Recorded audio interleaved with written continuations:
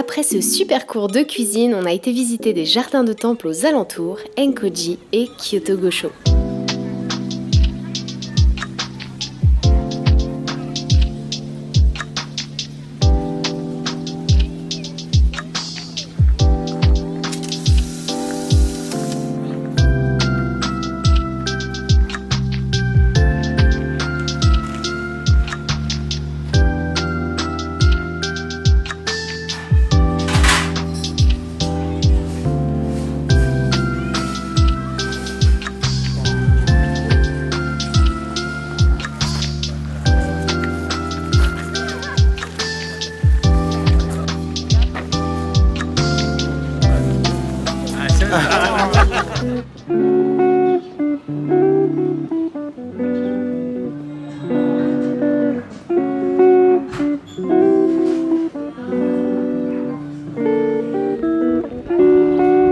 J'ai rien sur moi, désolé.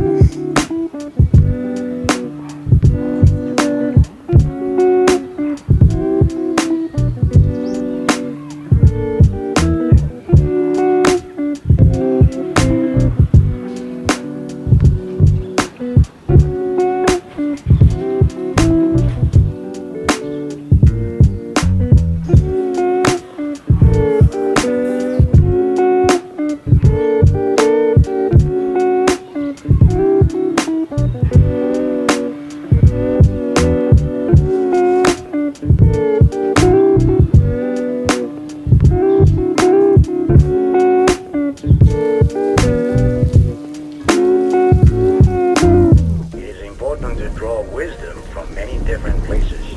If we take it from only one place, it becomes rigid and stale.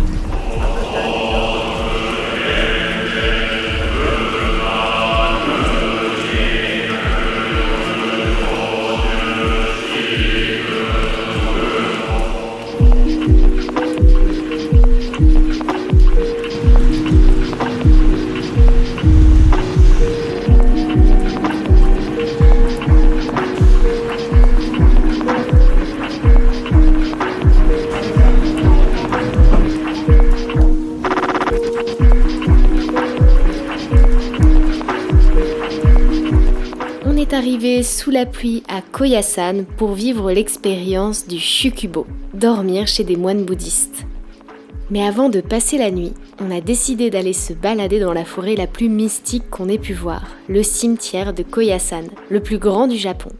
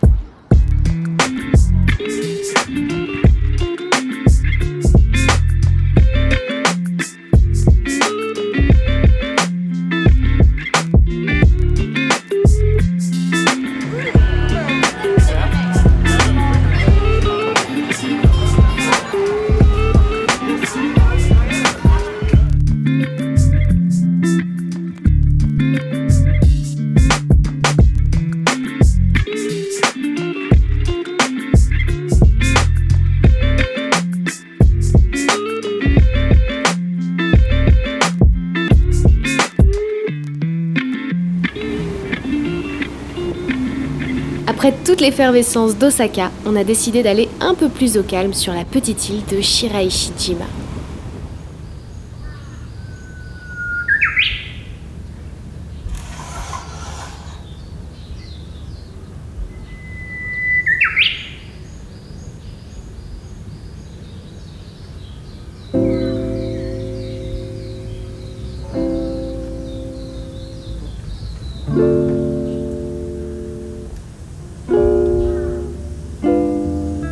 Alors, ça fait un petit moment que j'ai pas pris la parole pour vlogger un peu, il se passait beaucoup de choses, évidemment, on est en voyage donc forcément. En ce moment, on est sur Shiraishijima, donc c'est une île qui est un petit peu après Osaka, au sud. Et en fait, on s'arrête ici à mi-chemin pour une nuit. Et puis après notre petite randonnée, on est rentré, on a été admirer le coucher de soleil tout en dégustant cette petite canette qu'on a vraiment achetée parce que je trouvais qu'elle était jolie. Donc c'est un mélange de sirop de pêche et de saké. Bon, c'est pas très alcoolisé, hein, 3%. C'était très sucré, mais c'était très bon. On a adoré notre séjour à Fuji Yoshida, donc au pied du mont Fuji, dans un petit village où on a donc résidé dans une auberge de jeunesse. C'était aménagé en fait dans une maison traditionnelle japonaise. Et il y avait donc Hiro qui était le propriétaire, qui propose aussi de faire un petit déjeuner le matin, et du coup on a pris cette option parce que j'ai vu sur Airbnb que tout le monde recommandait de tester le petit déj. Il a été hyper arrangeant par rapport au fait qu'on était végétarien. Quand on s'est réveillé le matin, il nous a préparé à manger, il nous a fait un petit tamagoyaki. Il y avait une soupe miso sans dashi, parce que le problème au Japon c'est qu'il y a souvent, la plupart du temps, dans les bouillons, va y avoir un petit peu de bonite, c'est du poisson. Et donc Koyasan, on y est resté une nuit pour faire l'expérience du Shukubo, qui est donc le fait de dormir dans un temple bouddhiste avec des moines. Alors on dort pas avec eux littéralement, on a quand même une petite chambre à nous, mais le principe c'est donc de vraiment vivre comme eux le temps d'une soirée, ou plus si vous restez plusieurs nuits. C'est la première fois qu'on faisait un sento, on n'a pas encore fait d'onsen ou quoi, donc du coup première fois que en tant qu'Européen c'est un peu compliqué, on n'a pas trop l'habitude de ça, le fait de se mettre tout nu et d'aller dans des bains publics, on n'est pas du tout habitué, alors que les Japonais eux, il n'y a pas de problème avec ça. Mais du coup on a eu de la chance parce que moi quand je suis rentrée dans le sento, il y avait une dame qui était là mais qui était en train de partir, et il y avait personne d'autre. Du coup elle a pu, en plus c'était une japonaise, donc elle a pu m'expliquer comment ça fonctionnait, donc c'était trop cool. Et Pierre-Alain était tout seul aussi de son côté parce que c'est séparé homme-femme. Et du coup t'y restes quelques temps. Alors nous, comme c'était la première fois qu'on le faisait, on est resté je pense pas plus de 10 minutes. Vraiment on était tout détendu, on était trop bien. Donc on a bien dormi après ça, on s'est couché tôt parce que du coup le lendemain il y a la possibilité aussi de participer à la prière de 16h du matin avec les moines, et c'était vraiment une super expérience aussi. C'est une petite prière de 30 minutes quand même, donc ça va, c'est pas très très long. Et en sortant ils t'emmènent pour aller prendre un petit déjeuner traditionnel végétarien, donc puisque les moines bouddhistes sont végétariens. Donc c'était vraiment trop cool. Non vraiment c'est les moments qui nous marquent le plus, c'est les moments où on se retrouve seul avec vraiment des personnes qui habitent là, ou des moments de calme en fait, ça nous fait beaucoup de bien. Alors bien sûr par exemple quand on a été à Osaka ou qu'on va dans les grosses villes du côté de Tokyo, Kyoto, etc., tu t'en prends plein les yeux aussi, mais il y a beaucoup de justement de stimulation visuelle et auditive, et du coup là notre voyage c'est assez bien, il est assez équilibré parce qu'on fait des moments où on est très très occupé et des moments où on est beaucoup plus au calme, et du coup c'est cool parce que ça permet de balancer un petit peu le voyage et on a un équilibre qui est assez agréable je trouve.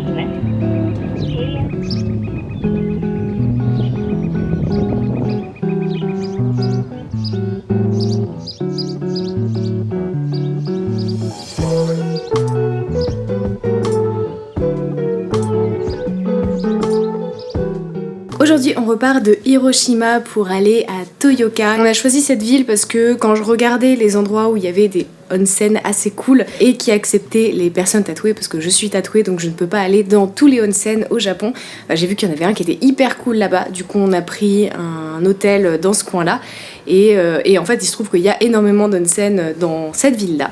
Donc peut-être qu'on va pouvoir en tester plusieurs en fonction du temps. On reste qu'une nuit, donc on va pas non plus pouvoir en faire énormément, je pense. Mais ça va être cool, on va sortir un petit peu du circuit touristique, donc je pense que ça va être chouette. Un peu triste de quitter cet appart, il était vraiment bien. Je crois que c'est notre appartement préféré depuis le début du voyage. Déjà, il est assez grand, la cuisine elle est très grande aussi. Il y a ce petit espace où on a petit déjeuner ce matin, qui est en mode vraiment sol en tatami, salle traditionnelle, avec la fameuse table avec la couette chauffante, c'est trop stylé. Mais en tout cas, ça y est, là on est vraiment en train de s'approcher de la fin du voyage, alors il reste encore 10 jours donc ça va. Mais la plus grosse partie du voyage est déjà derrière nous, là il reste plus que cette étape à Toyoka, et puis après on retourne du côté de Tokyo, on va faire Hakone et Nikko, mais du coup ça annonce quand même vachement la fin du voyage et pour l'instant je suis un peu triste de ça. Mais bon, faut pas que je me rende triste tout de suite parce qu'il reste encore plein de jours, donc allez, on va se préparer pour partir.